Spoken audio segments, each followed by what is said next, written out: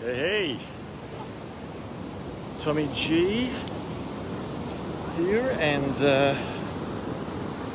it's another awful day of winter here on the GC, on the Gold Coast.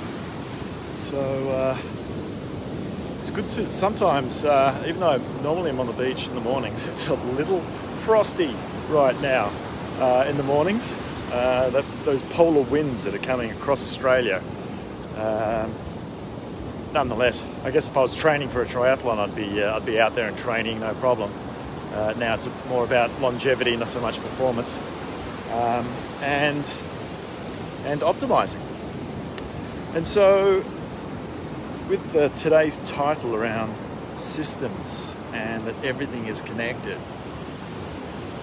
you can start with just the body, and just the current medical system that has been set up, another system to treat things that kind of hurt, or things that happen to us, or things that just become like blatantly obvious that there's a problem.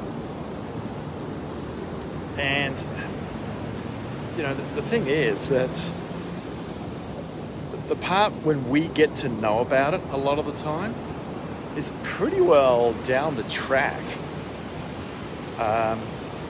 If we're talking cancer, for example, it takes like 10 to 12 years for a tumour to actually form.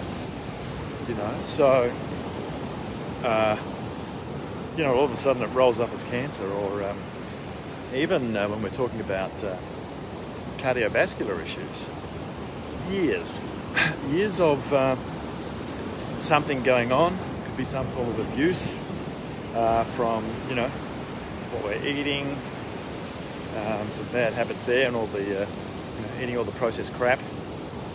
You know what I'm talking about.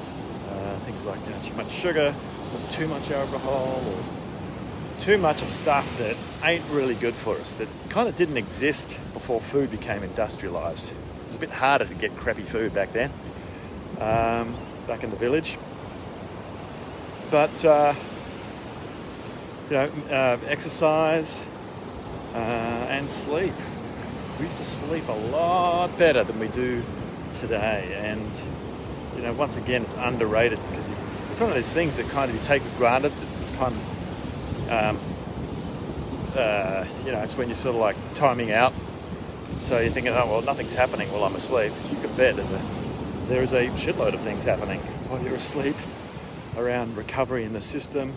Your system's adapting, it's detoxing, it's cleaning. It's a whole lot of processes that go on, and if they don't get to do what they need to do, which tends to happen all around deep sleep, then you're just putting a whole lot of load on the system that just keeps building and building. You just don't feel it yet, or you might feel a little sluggish maybe some days, but then you pep yourself up with something, right? That ain't healthy, or some unhealthy act or behaviour. And so these things all accumulate, they build, and you just don't know it. They can build if you've kind of optimised yourself, and whoops, we almost got a little too wet. If you don't, you want to get the system optimised and into a state of what they call homeostasis. Basically, it just means balance in the body. And if it was a whole assembly line and factory, that everything was working together really well. And the challenges we have today is that the systems that have been built are to look after us aren't really serving us, because I keep saying this time and time again, treating symptoms or even treating biomarkers. I mean, symptoms and biomarkers, that is, when you get your blood tests and different tests and so on that you're testing for, they're usually just pointers. They're pointers, and sometimes something, if it's an infected cut or something like that, then sure, you can kind of treat that from a topical point of view, and it's an accident. It's not something that built as in chronic disease. So you want to get to the cause. So, and using those pointers, be it a symptom or a biomarker, to see where is this coming from. And it's going to be a few layers above. You know, you ask the question why a couple of times to take you up a few levels. Why is that happening? So the causality aspect, right? You've got to go and find where it's coming from, and it's really interesting where it can tend to come from, because it could be some form of eating, moving, or sleeping that you're doing wrong, specifically for your body. Because like a lot of us have migrated around the world, or from a hereditary point of view, there's been a lot of migration around the planet. And if your body has a to a certain location or locale, then it might not feel real happy living in somewhere else where there's different temperatures and humidity and sun, the amount of sun, all these environmental aspects. The food that's available is a big one. All these things, and because of your genes and what genes have been switched on, you want to create an environment that's going to be the best for your genes. The big thing is that when we look at the EMS of eat, move, sleep, the other EMS of emotional, mental, and spiritual is also just as important, sometimes even more. And this is where things like stress, your interpretation of your external world based on your past and your programming conditioning comes into play as well. And so, you've kind of got your physiological system and trying to get that all fine-tuned. And then you've got your emotional, mental, and spiritual system and getting all that working also in a state of homeostasis. And if that ain't in a state of homeostasis, then you can bet over time your body's not going to be in a state of homeostasis, balance, right? So this has been my passion for as long as I can remember, actually, in things, optimizing things, and also to see what's available from a futuristic point of view, and hence the superhuman futurist, to be able to bring the whole system, because you touch one thing, you play with one thing, it affects a bunch of other things. And when we talk about one of the projects I have going with Adrian Hanks, Corporate Alchemist project,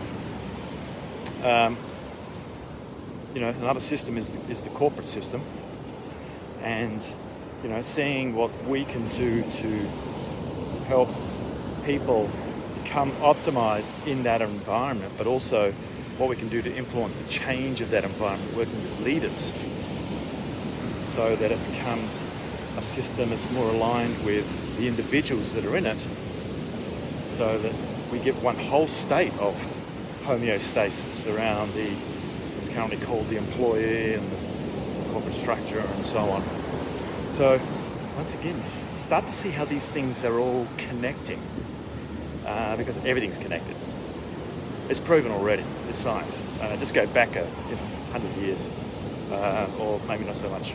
Einstein, Tesla. You hear me talking about them again and again and again, because there's a lot of smart stuff those guys had that we didn't actually take on for reasons of, I'll put it out there, it was somewhat financially motivated versus people and doing what's right motivated. Given everybody's at their certain state in life thinking that what they're doing is right, that's okay. But I think there are certain dark forces that exist as well that perhaps have us not able to see and then do what the right thing is to do, without getting a bit too deep right now. But yeah, I guess the point I want to make on this video is everything's a system, and we're all set up at the moment in our habitual way of life, which is changing. I think at speed at the moment. I think the fastest we've ever seen, because of a big rift and a big impact that this thing the CV thing has had on the world. And I think it's a good thing, because I think people are having to wake up. I think the whole planet got a massive wake-up call. And I think the other side of that is a lot more sort of enlightenment and asking questions, and time to sort of make some decisions. And that's for every individual. And I'm seeing it now. I'm having people come to me that are asking for help because they've either just had a wake-up call, or their fear of having a wake-up call because they're not feeling good, and they're looking at what their current situation is with their body. They know they're overweight, and there's a big message out there now with whether you want to call it the CV thing or anything that is a threat to human life. I guess this is where mainstream media kind of works, is to scare the hell out of everybody, at least to wake them up, but not to continue that, because that sucks, the old fake news thing. So, well, for any execs out there, you can hit me up on biotechexec.net, biotechexec.net, and hit the executive lifestyle assessment. And that's probably the best way to get to me right now. Anybody could actually do that assessment if you want to. It is set up for executives. And we're looking to go mainstream and bring some other things out that are going to be more broad-reaching. But when you're building things, you can only do really properly one thing at a time.